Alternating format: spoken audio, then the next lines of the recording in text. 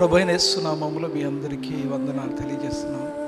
September 14వ తారీఖు నుండి October 4వ తారీఖు వరకు 21 రోజుల దానియేలు ఉపవాస ప్రార్థనలు జరుగుతున్నవి.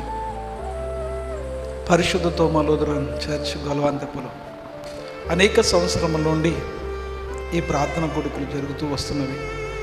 ప్రతి సంవత్సరము అనేకమైన అద్భుతాలు, ఆశ్చర్యమైన కార్యాలు దేవుడు చేస్తున్నాడు. మన యూట్యూబ్ ఛానల్లో సాక్ష్యాలు కూడా ఉన్నవి. ఆ సాక్ష్యాలు చూడండి.